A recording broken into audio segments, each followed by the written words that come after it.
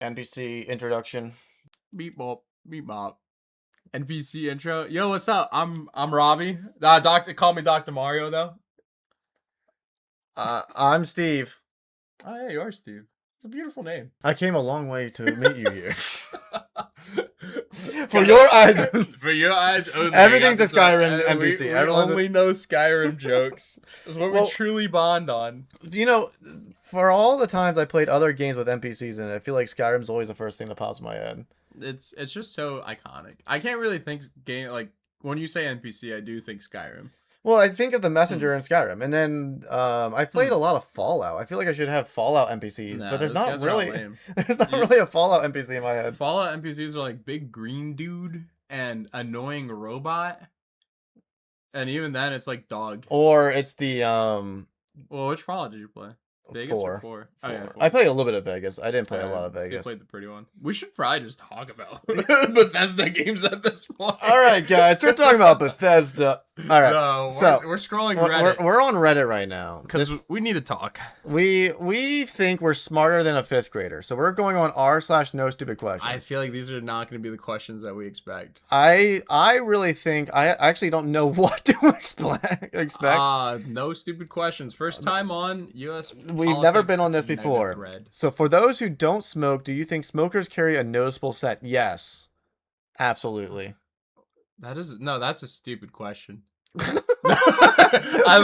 is this the joke? Is this those stupid questions is asking stupid questions?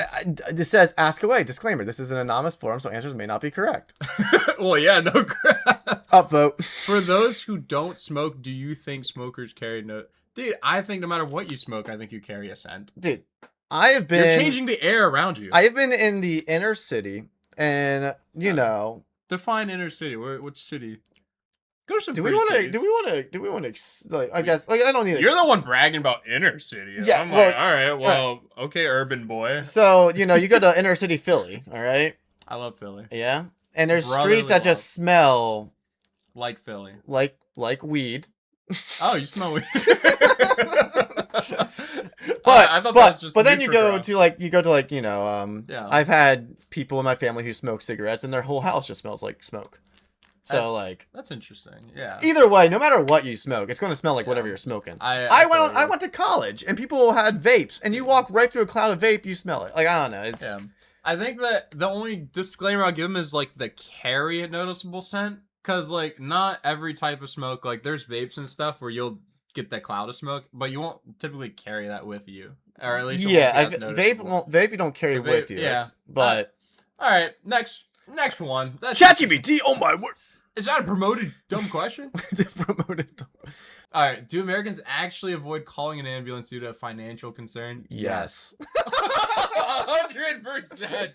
This is definitely a Brit. This is definitely a Brit. That's a good stupid question, actually, because that shouldn't be a stupid question. I guess not. But no, 100%. If I had a medical emergency, I know my friend who works in EMS that I would call first to confirm I should call an ambulance. But at that point, I'd probably convince myself I should have just driven there. So I'd probably throw whoever's bleeding in the back of my car and go to the hospital. I do not want to see an ambulance bill. Well, fun fact. The one and only time I ever was ridden in an ambulance, I didn't realize you had to pay for it. So I called 911 as one does, you know, for an emergency, and then I rode in the ambulance, and then that's right. And then I realized afterwards that there was this big bill. So they just like when you're in the hospital, they just like stick it in your back pocket on your way in. No, it comes in the mail. At least the one I did came in the mail. Yeah. But either way, I didn't know until that happened. I was like, ever since then, now I have. Unless you're dying, there's no need to call the ambulance. And I would only call an ambulance in the aspect of I am alone and literally can't call on family or anyone else to come save me. Then I'd be like, all right, an ambulance. Yeah, or someone just fell over with a heart attack. I'm not going to try to risk trying to get them through. I would also dissuade. I would even go as far as I've dissuaded people from calling the ambulance, because we were out in Arizona. I think it was a horseshoe bend. It was like a 2-mile hiking trail to see water, basically. That's all it was. And there was tourists. Granted, I was a tourist too, but there's tourists like me walking this trail up and down all day. Oh yeah. Lady is by the side of the road. I kind of felt sad because like everyone was walking past her when she was clearly in pain and crying, and I was like, okay, well we can pause our trip to try to be like a half good Samaritan right now. So I'm like, hey, like what's wrong? And she twisted her ankle, which probably did hurt, and she was like, we need a helicopter. And I was like, well, this wasn't when we were with you. This is this is you and your wife. Me and wife. Yeah, okay. We were out on our belated honeymoon, and she was ladies crying on the floor saying that we need an ambulance or a helicopter because they'll probably need because it's a walking trail. It's not like a driving trail. Yeah. And I was like, no, man, you do not want the helicopter bill to come to knocking. So we did find out that I never asked my parents how much they had to pay for the helicopter. So for those who don't know, when I was like 6 years old, I had a serious head injury and they had to fly me out. We still notice it today. To this day, the competence is high. Yeah. But either way, I never asked them how much they had to pay for that. That's actually fat. But I wonder if insurance paid for it. I'm sure it covered like half. It had to. There's no way my parents aren't balling. It's not like they had money to blow. And insurance isn't going to be like, oh yeah, we'll cover that. Yeah, I don't know. I mean, I know insurance covered for most of everything. I mean, it does hit that upper threshold. So even if they have like a minimum health care, like I don't know what's it called, the deductible or whatever. Well, it's a helicopter. It would have been beyond whatever deductible there was. Yeah, so I think they basically just paid their deductible and everything else was covered for with my hospital expenses because I was in the hospital for 2 weeks. I was that's like a $100,000 thing. So insurance is like, all right, we're actually cashing out. But if it's like I sprained or broke my leg and I have to go in, I would still be annoyed at the thought of paying. I'll close my eyes until you pick. All right, yeah, close your eyes. I'll give you my honest reaction, probably. Probably my honest reaction. I close my eyes and then I see. Did you find it? Interesting. This is a philosophical one. All right. This seems to be a deep thinking one. All right. I'm in. Could you come to terms with death ending at just death, i.e. there's nothing beyond that? I don't even know if that's a stupid question. That's honestly like a very deep question. Terms with death being death? So this is basically would you actually be okay with a naturalist philosophy that there's nothing beyond this life? I don't think there's really a state of being okay. I mean, it sounds like it's just does it really change? Isn't it as inevitable as it was before? Well, what do you mean by come to terms? I think is what I'm wrestling with. Like, do you mean like you like? Because obviously naturalists and atheists accept the fact that they're going to die. But like, does anyone ever really come to terms with that? Like, I guess you have your people who are like, well, it is what it is. But I would say like they accept the terms they come to die, but only, I kind of like what you're saying, only to that level of expectation. So if I knew there was nothing, I mean, I'd still believe in the Bible, so that'd be really hard to sell. Like, I legitimately, you would have to like disprove so much, and then for me to come to terms with that, it'd just be like a big mess, and then I'm like, I think most people who don't believe that there's something beyond death, I think they don't necessarily come to terms in the sense of like they're. I think everyone to a certain extent in their mind lives in some form of denial. You'll never die. Will you, Toby Jr.? A lot of reasons why people pursue pleasure and things on this earth is to avoid the idea of death and suffering. So, and I mean, who looks forward to it? Exactly. Yeah. Like, and even if someone says, "Yeah, I come to terms with it," I think normally that just means they have some sort of calloused feeling, or like they're kind of just numb to the idea, or they don't want to think about it. You have a really good coping mechanism. Yeah, but I don't know if anyone ever fully comes to terms with it. So, I mean, even let's just say, there is nothing beyond. Like, what does it mean to come? Does that mean we somehow all agree on something now? Like, I'm just genuinely curious, like, what changes? Yeah. So, universally, everyone knows that we just die. Do you think the crime rate would go up by any chance? Well, so what do you think would be the first economic impact? Well, here's the fun fact here is that like the most generous giving people are religious statistically. So dang. I think generosity would go down. I think you would see everybody would stop tithing immediately. People in secular society, they have higher rates of divorce compared to regular churchgoers. If you say people who call themselves Christians, it's pretty close. But if you look at regular churchgoers and things like that, it's not even close. So like you would have, I think you would just basically see a more secular world. That's all it would be. So whatever secular society is doing on the most part is what you'll get. Yeah. Although I would argue it also depends on what time of history. If we're talking about like now, I think people sort of assume a lot of Western morality, which has been built upon medieval and like European thought, which is built on a form of Christianity. Yeah. And so if we would go back in time and like since the beginning of time, you have people had that thought, I think we would be much more animalistic and short-term pleasured. Yeah. When I think about this, I think it would be Ready Player One style internet life, and it would be. I think we would all just live lives like experience literally as much as you can by whatever means necessary, and that will be considered good based on how many experiences you had. Yeah. And that's how you know survival of the fittest. Give me a good death. I need a good death. And it's just they shove a VR headset on you when you're in the hospital, and they're like, I know you just broke your leg because you're trying to get that experience, but here, while you're going through this experience, here's more experience, and we're going to start working on that leg. I think you'd have a mixture of people with severe anxiety and people with a severe sense of like, well, the life sucks. It's all a crapshoot. And then they just, whatever. But. All right. Yeah, this one seems weird enough. I think we can do this. All right. No underwear during surgery. Yay or nay? Why can't you keep your underwear on during a shoulder surgery? Why is it okay to wear the hospital bracelet with your info and the gown they give you, but no underwear? What? There's 10,000 upvotes. I've only... Last time I was in the hospital was when I had my head accident. Yeah. Were you... I had a gown, but I don't remember. I guess I didn't have underwear on? I don't think I had underwear on either. When I honestly do not remember. They bring up a valid point. I think it's because some people are really gross. I feel like this is one of those things where if you like talk to a medical professional, they would give you like a legitimate reason. But if I'm shooting from the hip, why is it that hospitals make it that you just have this gown on and you don't wear underwear? Is I would say quick access in case of anything that goes wrong. So, like, if they're like, okay, if you was for whatever reason shoulder surgery, let's just say you have a shoulder surgery, and you're taking medication, or they did something, and you get searing pain through your body, you collapse, and you break your tailbone, I don't know, whatever. That it gives them immediate access to your body. Yeah, and you're in the hospital, and you're in the hospital. It's not like you're already signing up. I think the complaint's pretty valid. If I was only in for like a shoulder surgery, they want to check you out. You're in there. They want to know what's going on inside and outside. I would also bet cleanup's way easier. Because they're probably if you soil your underwear in the hospital and then you give it to them to be like, hey, can you wash this and bring it? They're not gonna want to deal with that. Yeah. Like, nah. Yeah, you're probably right. We don't pay for that. No one pays us enough for that. Even though it's $500 a meal, no one pays for enough for that. That's ridiculous. Yeah, I wouldn't want to bother with any personal items if I was like a hospital. Yeah.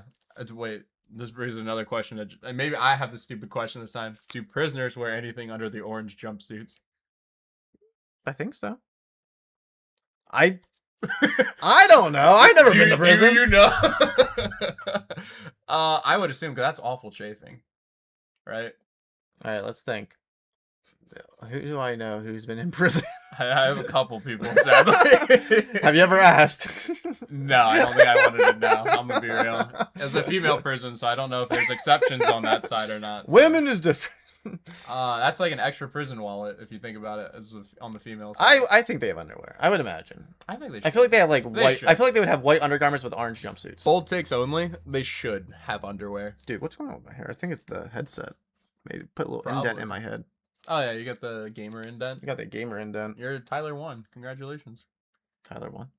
That's a gamer thing. Editor. All right. Walmart workers. If I was hired on at a Walmart and spent my entire shift hiding in the bathroom, how long until I get fired? I never worked at Walmart, but I like to theorize. I feel this has to be more common. Like, this has to be. I mean, I would want. This is okay. So as long as you're not working at like the front counter, like let's say your main job is stocking and stuff like that, you have to at least get by with a day. A full day. I feel like you can get one full day probably, assuming like. You just don't pick up. If you're brand new too, and like let's say like because like for most jobs, I think like this guy's gonna be training you. Yeah. But if you're brand new and you come in saying, "Oh yeah, I know how to stock shelves," and you're like, "All right, can you just stock this?" and then you go hide. I mean, if you With no don't have a oversight. trainer over your shoulder and you are able to go solo, Yeah. I feel like you go almost like a full day or full shift without. Unless your anyone trainer's nosing. really chill for no reason, I don't see the problem. I think they only find out once a customer comes, it's like the shelf is completely empty, and that would be sad. then I think they'll start finding out something's amiss. Yeah. Amiss. Not gonna lie though, you're a whole shift. How long is a shift? You think like 6 hours? Most Walmart workers are probably part-time, I would imagine. It's like probably 5 So hours. it's probably like 2 or 3 days a week with like a 5 to 8 hour shift. A little bit long.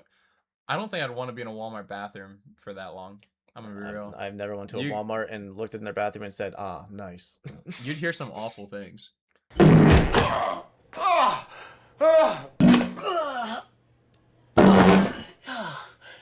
Like that. I'm thinking Walmart bathroom experience could not be worth waiting out. All right. I would sooner go stock shelves, honestly. What bathroom do you think is the worst when it comes to stores? Not restaurant stores. Wawa. Wawa's kind of a restaurant. I think Wawa is like one of the most bottom tier bathrooms. All right. No gas stations store? or like an actual retail store. An actual retail Like a Walmart, Target, Aldi, something. I have to ask one other question before I can answer that. How badly do I have to use this bathroom? You're going to blow. Lowe's, because I have no idea where it is.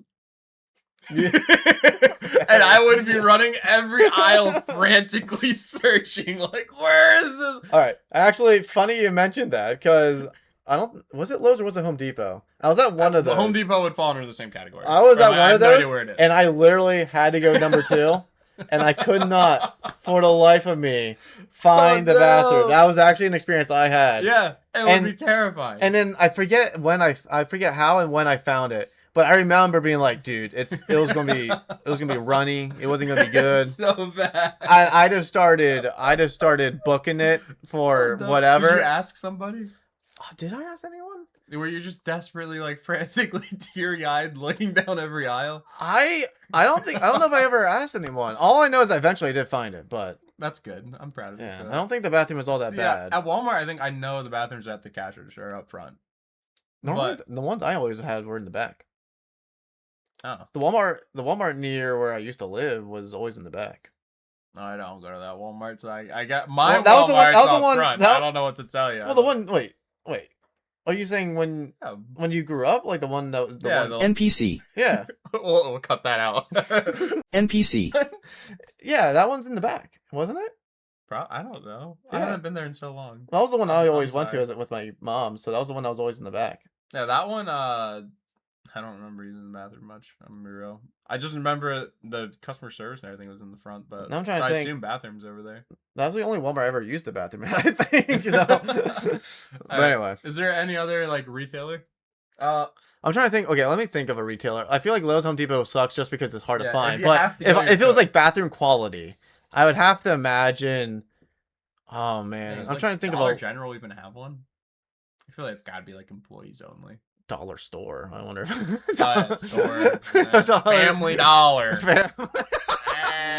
Family Dollar in Chincoteague, Virginia. Beans and rice, folks. Beans and rice. We got Family Dollar. Sheesh, you can just the cheapest place that does retail. Oh my word. Or I feel like a thrift store even would be pretty rough. Like a thrift store could be questionable. Like Goodwill or whatever. Yeah, I wouldn't trust. Like those are not. Lowe's, Home Depot, thrift stores, all places I'd never chose to pull in and use an emergency potty. But I'm going to be honest, the worst bathrooms across the board, regardless of company type, in my experience, has been like the Shady Shell... Oh, the gas station? The Shady Shell gas station. There was one time I was like on a road trip or whatever, and I had to stop. It was like a Shell or Sunoco, one of those. And it was like... a very stereotypical one. I'll put it that way. The person at the front desk was a very stereotypical person you would imagine owning that type of gas station. I don't know what you're talking about. Can you describe them in more detail? And I was like, "Where's your bathroom? I need to go." And let's just say I wasn't even sure if the toilet was gonna work. Looking at it, oh really? The floor was that brownish, weird. Was it outside color. or was it inside? It was Oh, that reminds me of another one I had. Did you have to run outside? There was one I had to run outside and That's go around. the one where I'm like, just have the key back. I'm good. That actually was my worst experience. I think. I was gonna say I don't think those. I don't even know what that one. one was. I just remember I went there. I went and I was like, "Hey, where is it at?" And it was like one of those two where they had like the weird gambling machines, but then also they had like the weird smoking stuff. And I'm like, "What's going on?" They know what you want. And then they're like, "Well, you have to go out the building, out around." And I did that, and there was like this guy just sitting out there, like doing whatever he was doing. And I was like, "I don't know if I trust going in this." He's gonna follow you in. And I went to lock the door. I'm like, this lock did not make me feel secure. The Cheeto and the deadlock bolt. But yeah. Yeah, I fully agree. I think you know, even I've had this negative experience with a 7-Eleven, brand new, like built within this last year. The last 4 times I've been in that store, the bathroom has consistently been temporarily closed. And I'm like, you're telling me that I think I know what's going on here, quite frankly. And I fully agree with it. If I worked there, I would not want to deal with truckers and all that other crap. Truckers. I was like, I fully agree, but man, am I upset. Because every now and then I stop in, and it's convenience where I'm like, I want to use the bathroom, replenish a little bit, grab the big Slurpee. And no, it's bathroom's closed. And it normally spites me so bad, I like grab like a Mr. Beast bar and leave, and dude, I'm like, I'm done. The worst though is when you're on the road, you have no other options, and you just ate the most junky fast food known to man, top tier McDonald's, and you have to stop at the next stop, and it does not land in your favor. That's always the worst experience. Leaving messier than knowing you have to go home, and that is just Ooh, this is a good one. Are long distance relationships worth the hassle? Well, you've only been in one relationship.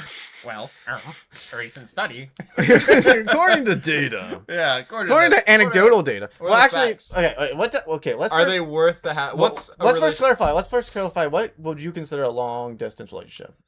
I thought we were going to clarify what's worth mean to somebody. Okay, let's do both. What's first? I'll answer long distance, and I would say if it takes more than 2.5 hours. More than 2.5 hours. I'd even come down to 2 hours. If you're over 2 hours away, I consider you long distance. Okay. I've always, in my mind, whenever I think long distance, I think another state. Like it's always been a whole another state. Now, like, granted, if you live on the border, like that doesn't count. But granted, like I've always kind of in my mind, like, oh, you live in PA and the other person lives in Wisconsin. I don't know. It's just like one of those things where it's like you live in 2 different states. But the longest distance relationship I ever had was it would be like it was an 1.5 to 2 hour drive. So I'm like I was right on that edge. I would have thrown you in long distance. Probably. Yeah, I was right on the edge, but it was one of those things where it's like it's far enough where it's inconvenient. Very. But close enough that you could, in theory, justify doing a 1-day thing. You go out there and come back. Yeah, because that's 2 hours of your evening gone that you have to also mentally plan. It's 4 hours of driving at the end of the day. But anyway. Yeah, your time's just significantly cut short. So our long and worth, I think worth is dependent on what you're hoping to get out of the relationship. I mean, if you get 6 years of marriage out of this. Is that not what you're shooting for? Or like, I mean, one night stands, yeah, no grab, long distance. Who wants to drive 3 hours for a 4-minute experience? That's not going to be worth the hassle.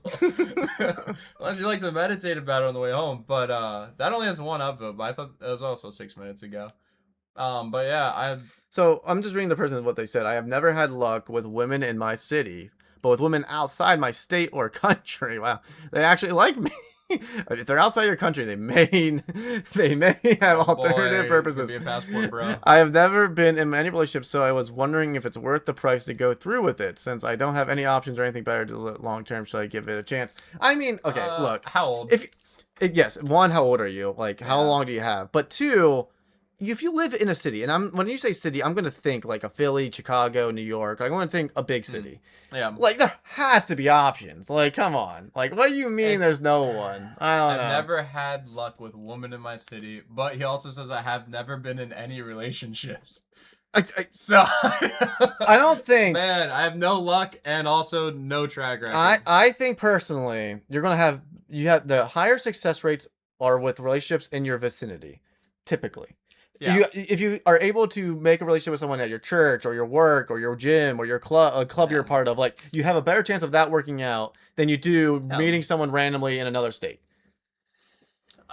You're right. The long distance relationships I've seen work, they were doing something previously together, but then Yeah. they resulted as separate. So people went on a missions trip, or people went to work in another state for a few months. A group activity. There was something they were doing for a while in that state, and they still got to know the person, and then they had to be distanced for some time.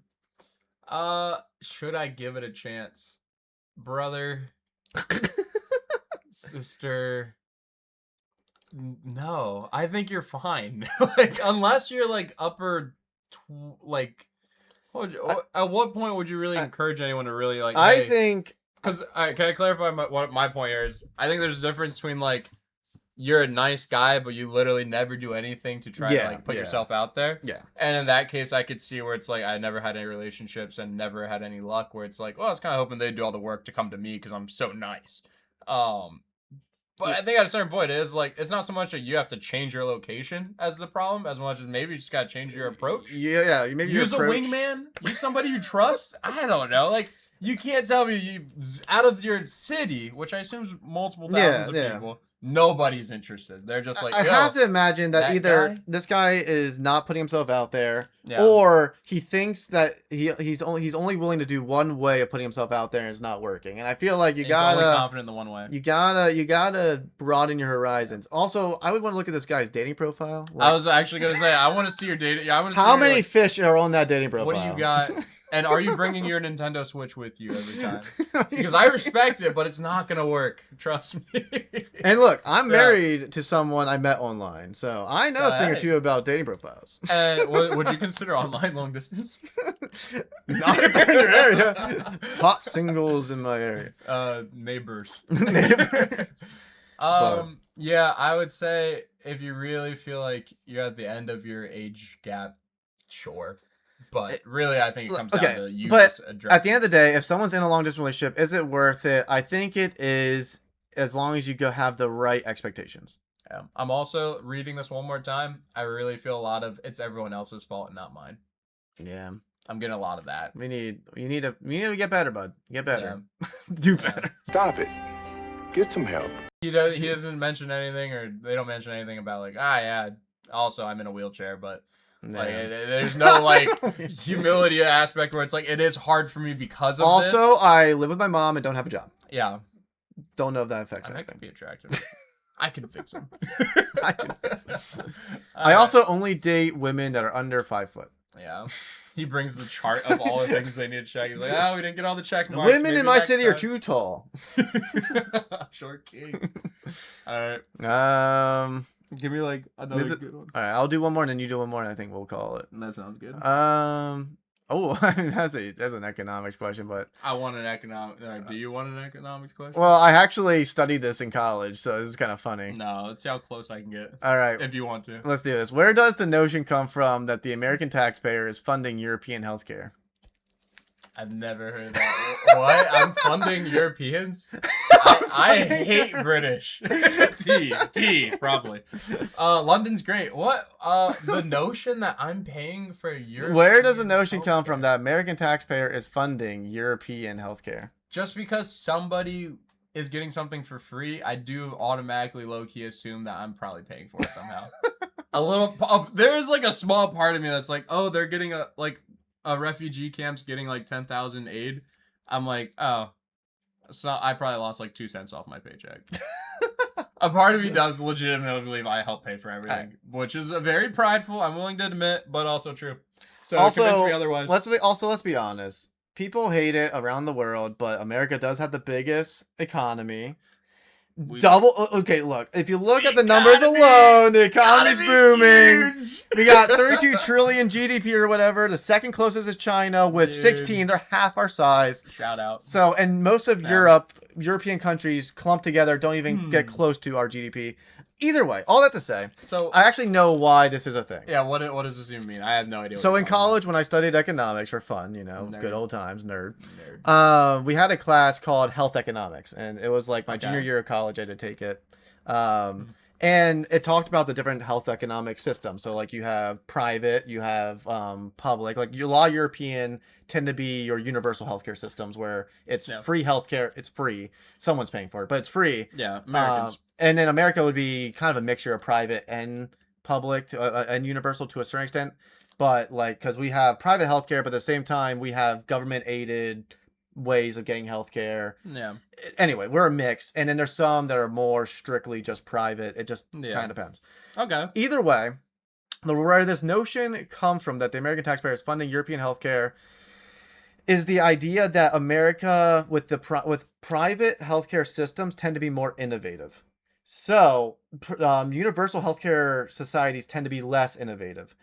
Most of your big breakthroughs in medicine, surgery, technology, not all, I'm not saying all, but a lot of your big ones and most of them tend to come from private healthcare societies because there's a economic incentive to make new inventions and technology. Yeah. So a lot of the drugs and technology that goes to Europe comes from American innovation. And so the idea is that America pays more for healthcare and fronts a lot of the bill up front for innovation so that Europe can enjoy cheaper healthcare because they don't have to do all the innovating. So can I put this in like blue collar terms so I can understand it? Sure. If I heard you right. So let's say we have a private road working company. This is also very American. Private road working company that can get something done in a week at half the cost and half the manpower. Maybe because of a new material or just a better strategy. And then you have the union. Dude, you're picking fights with the thugs of the union, dude. Or essentially some type of universal road care program. I heart road. Everyone knows that one. Big road. Big road. And they're like, we're not gonna change it. We get our universal care plan done, road care plan. That's always good to go. We're paid out for the next while. And they're not really gonna change until the private actual road lovers convince them that this strategy's better. And I think that's actually very straightforward. I don't know if I'd look at that and say that they're funding them though. Funding still incurs like some feeling of I'm sending cash directly to Europe, but I'm not. Actually. A lot of times when they say that, they're not necessarily saying that America, although there are some countries in some cases where America will help. But as far as like when people say that, generally, at least from an economic standpoint, they're not necessarily saying that America's paying them directly. Yeah. It's more like Europe benefits from the innovations of America. Oh, yeah. And that's why they're able to afford universal healthcare easier than America is. And I'm not even mad at Big Road. I appreciate seeing them for 7 years. I think that one gets a little too personal, but I like this one. We'll end with a little bit of AI. Why do people treat AI as a trusted authority for information? I'll read the rest. I keep seeing people online in real life deferring to ChatGPT like it's some neutral, infallible oracle of facts, but reality AI has proven to be inaccurate. Often they rely and fed this model. What are people getting this idea that's so reliable, trustworthy from other sources? Yeah, what's your comment? I only have 7.3 upvotes, but I think it's kind of a valid question. That's only. Why do people treat AI as a trusted authority for information? Well, I mean, I think it's very similar to why people trust Google for information. Yeah. Like, I mean, if I go, it's one of those things where if I don't have an answer from a collective majority of data seems like a better idea of an answer than my own personal answer that I don't have. That's valid. So I think if I would go to Google and look up a question or go into AI and look up a question, I know at the very least that these are the opinions of multiple people and of a bunch of data and not just me who knows nothing. I agree. I think I've also been burned. Like there's one Kahoot we made where I asked the AI generated response, essentially a question, and it gave me like a number that was way off. And I was like, I just ran with it, assumed it was right, and I got humbled later by it. I was like, no, that's not even really close. I would argue I like AI because I can ask it a specific enough question that I know it'd take me like 4 website searches on Google to find the answer to. So if I want to know like roughly like how many games are coming out this week, I would have to like go to IGN and like count the game releases, and like it'd probably only give me a top 10 list, which doesn't answer my question. And yeah, I'm curious. Why don't we just ask ChatGPT why? Let's do it. So I'm asking ChatGPT. I have the basic model, so maybe it'll give me a different response. Basic. Why should I trust your answers? Dun. What's it say? Dun. They're trying to play some reverse psychology on you, I think. I believe it. You shouldn't trust my answers. I trust it. It's so honest. It's so honest. I trust AI. It's just like a human. It's so honest. You shouldn't trust my answers by default. Trust is earned, not granted. Hey. See, this is why people like ChatGPT. It talks like a person, and I think that's the scary part. That's why people like it. That's the good part. That's why I like it. That's why people have that guy who can't find a girlfriend in his city. He's getting an AI girlfriend. I'm telling you. Maybe he's using AI to get his Tinder bio is just AI generated. It's like, imagine me but hot. Especially by especially by trusses are not granted, especially by a talking rectangle. Now it's really trying to get funny. Talking rectangle. Here's the honest framework I operate in. Wow, the honest framework. And it's promoting honesty. I'm useful because I compress a lot of human knowledge, patterns, and evidence into fast explanations. It does. I'm unreliable in the same way a very well-read friend can be unreliable. I can be wrong, outdated, or misled by bad sources. I don't know things. I infer them. That difference matters. Dude, ChatGPT. Not enough to deter me from using you. So the rational stance isn't trust me or don't trust me. It's verify me, bro. I didn't say bro. I said that. See, the problem is I would use chat to verify. Yeah, and I mean, I don't feel like reading this whole extensive thing, but either way, you're not... I'm getting a lot of mixed signals. Don't treat it... Don't trust me, but trust me. So how much trust should we give AI as of today? Which is I use it for my line of work. I use it quite a bit, but I would say AI is like a search engine. Don't just automatically think that the website you clicked on has all the information that's accurate. Like, check a few resources. The copyright was like 2014. Yeah, and it's like check a few sources. Check around. Yeah. Utilize your options. Don't just rely on one. If it's something silly, like, who cares? But if it's something that actually matters to your work or school, like, take some time. That's fair. Especially if it's information you plan on sharing with somebody else. Don't let that just become... Especially if it's gonna, like, if it's about, like, investing your last dollar, like, maybe you should think about where that's going. We're putting our house on the market. Chat, take care of selling my house for me. Thank you. Thank you very much, chat. We just sold your house for $20. Oh, what a steal! You said sell it within 3 hours, and we did. It was a steal. Oh wow. Well, hey. All right, NPC ending. And NPC ending. We say that like we both know exactly what it is. But I'll let you talk to the camera first and make the heavy eye contact. What's a good NPC ending here? We're gonna run out of ideas for this eventually. We're gonna start having ideas soon. Start having ideas soon. Yeah. Well, it's all. This is what? What? Huh? What was that? Oh, it was nothing. Must have been the wind. What? Oh. What? Oh. NPC's becoming aware. Oh. Oh. Top tier. All right. Well, if NPCs had a real life video game handshake, how terribly would it line up? Do a full NPC confidence your handshake. Put it there, partner. Wow, you have a strong grip. It's nice to meet you. Steve. Yeah, I see one heart emoji pop up. Like, oh, we became friends. All right. NPCs. I'm making eye contact. See you next time. We always know where you are. The game tells us everything.